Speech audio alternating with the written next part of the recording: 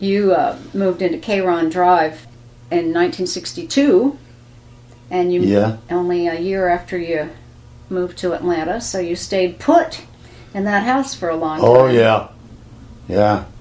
That's the most pleasant place we ever lived. Sandy Springs area, right? And that is now a city. It's, I think, the 4th largest city in the state. Amazing. Yeah. Amazing. And that's, of course, where Danny was born. Danny was the only one born here in Georgia. But David in North Carolina, Richard in Alabama, Debbie in New Jersey, and Danny in Atlanta. I thought it was New York. So when were you in New Jersey? Well, I was assigned to New York, but we lived in New Jersey. Oh, I see. Yeah. Sure. Yeah. It was it was an hour and a half commute each way. Yeah. This Cesare interview, the agent that I was looking up, he talks about Airtel. And does that term mean anything to you? That's a kind of it's like a memorandum. Just it's sent just through regular mail, but when it gets to the receiving office, it's given priority for handling. And he was mentioning Airtel in conjunction with following up on leads for the Ku Klux Klan. And so you've just explained to me that it took precedence. So if something came in Airtel, you'd go see and then that combines with what you said. As soon as the FBI starts investigating, it cools down any of the illegal activity that's about ready to explode. The FBI has a cooling effect on. Well, I don't know about that. You mean? Well, when you went out Johnny on the spot on the Lemuel Penn case, it probably put a damper on more violence occurring. Yeah, there wasn't any more. Yeah, there wasn't any more. Yeah, so I bet you know a lot about how the FBI has counteracted Ku Klux Klan activities. Well, I'll give you an example. I don't mean this to sound like boasting, but we had a Klan organization down in a little town south of Atlanta. It's between Atlanta and Macon.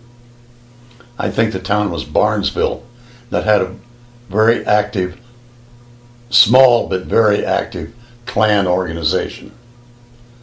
And they talked real big-time violent stuff. Well, I had an informant in that Klan who was a member of it. And he would tell us this stuff that was going on in that Klan and what they were talking about. And they were talking about almost like this night riding stuff up around Athens. So I had that case assigned to me, and I devised a plan which I cleared with the supervisory people in our office, whereby we would, some morning, sufficient number of agents and myself would go down to that town, and I assigned 2 agents to each of the Klan members to go out and interview them early in the morning,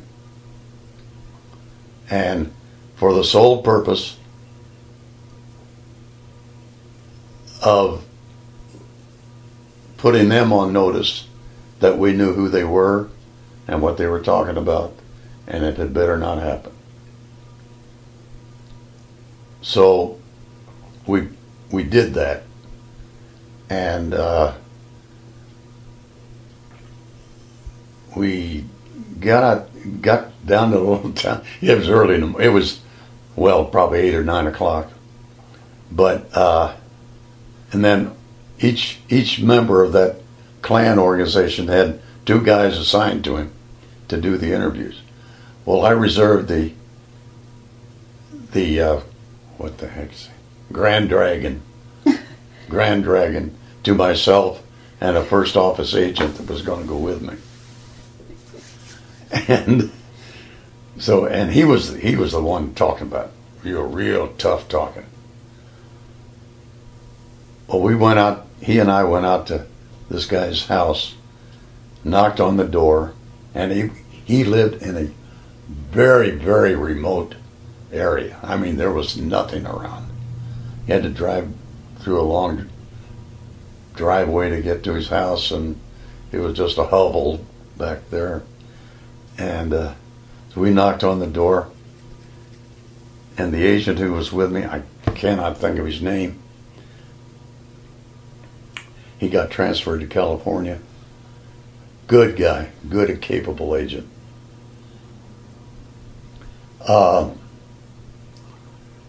He walked over to the edge of the porch, and he says, "Here he comes, and he's got a gun."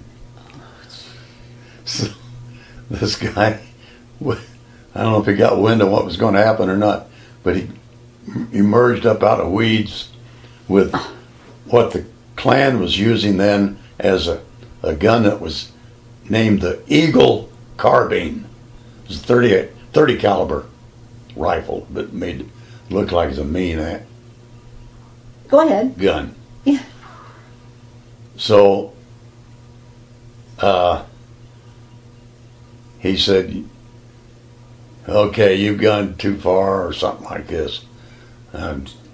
"You're not leaving here." I said, "If you've got a problem with us being on your property," I said, "you're strictly within your rights to tell us to leave.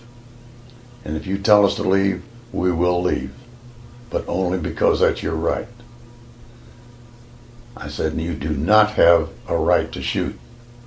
I said, "I'm telling you right now, if you fire that gun, I guarantee you, you will have 12 shots in you before we hit the ground."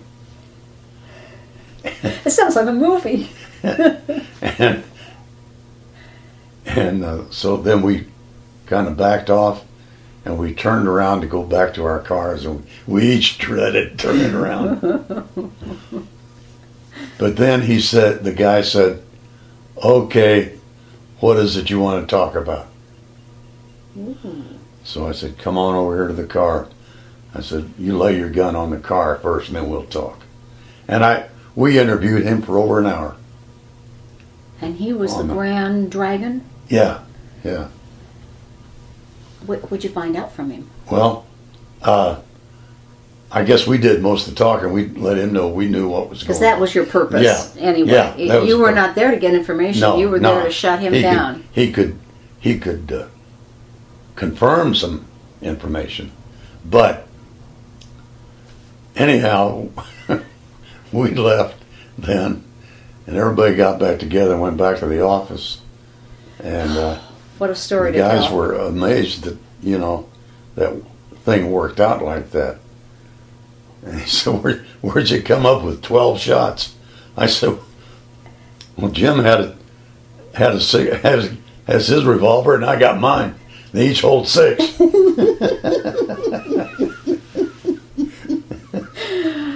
I said, we would have probably missed on half of them. Well, that's just it. You look back on it and you wonder how you pulled that out so fast. The kickoff to that is the next day when I came in the office, I got a call from the informant. He says, "What in the hell did you guys do last night?"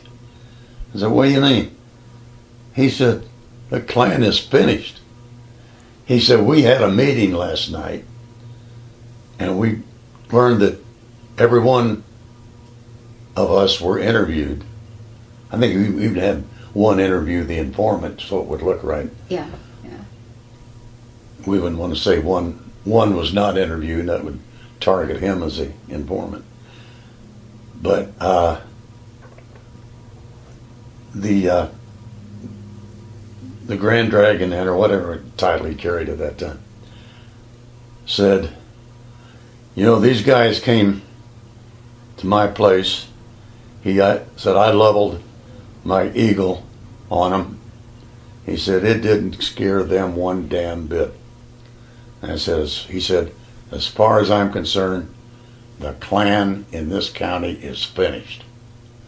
Wow. And they never met again, as far as we know. Touche. That really, really worked. How did you pick informants? How did you find informants? Because they had to be reliable. Just various. Did you find some that weren't reliable? Weren't reliable to the Bureau. To the Klan? No, that weren't reliable for your purposes. Yeah, there was some. Not often, but so you were pretty good we did a pretty good job on. Is it through the interview process, or what do you look for? It would be a lot through interviews, like I just described. Yeah.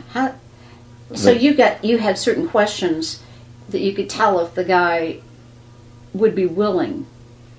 Well, you do a regular interview.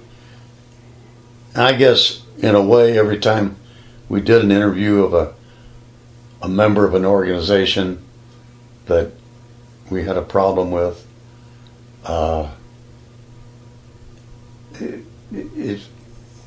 you could get a feel as to how stable they were, a little bit about their integrity and loyalty to whatever they were involved with, and you could maybe detect some weaknesses, or the things that seemed to be weaknesses.